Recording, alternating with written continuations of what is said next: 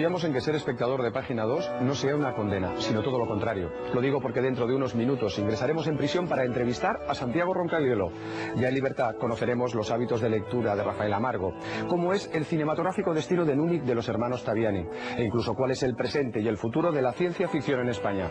Desde esta preciosa biblioteca del Colegio de Abogados de Barcelona dejamos constancia de que Página 2 es un programa legal.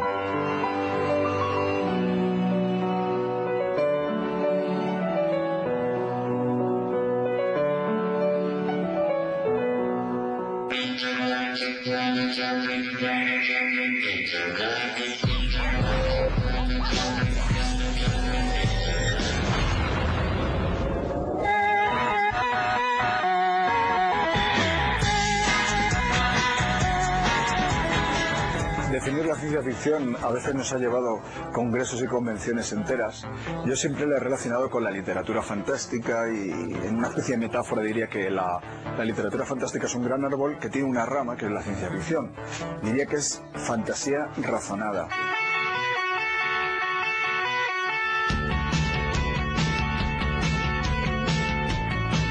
Hay división de opiniones. Lo importante es que haya un componente científico, técnico, un componente especulador y sobre todo una reflexión sobre hacia dónde pueden llevarnos los cambios. La ciencia ficción es una literatura del cambio.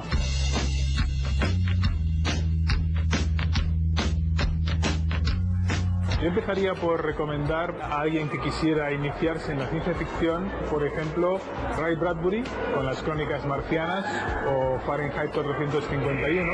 Empezaría con Mercaderes del Espacio, de Frederick Pohl y Cyril Kornbluth, que está editada por Minotauro. La nube negra, de un astrónomo llamado Fred Hoyle, esa se puede encontrar en la colección Nova.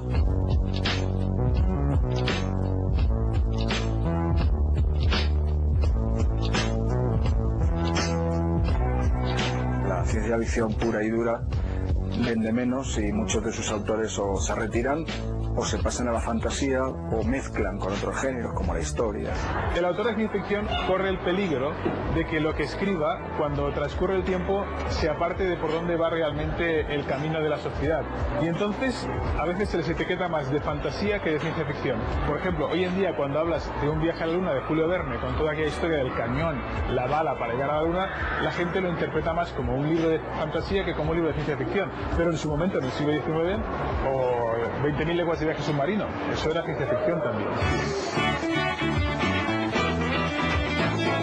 Mucha gente cree que la ciencia ficción tiene que predecir el futuro y quizá en ese sentido no ha sabido predecirlo.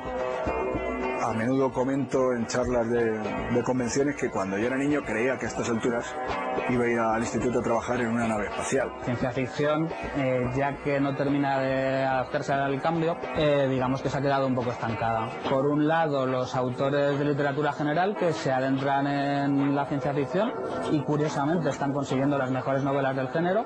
Nunca me abandones, de Caso y Seguro, La conjura contra América, de Philip Roth, La carretera, de Cormac McCarthy, que no dudo en considerar la mejor novela de ciencia ficción de los últimos 20 años. Por otro lado está el mestizaje de géneros, y aquí vale todo, mezclar ciencia con fantasía, historia con ciencia ficción, y por otro lado pues dedicarse directamente a repetir los clichés del género e ir contentando a los lectores ya convertidos.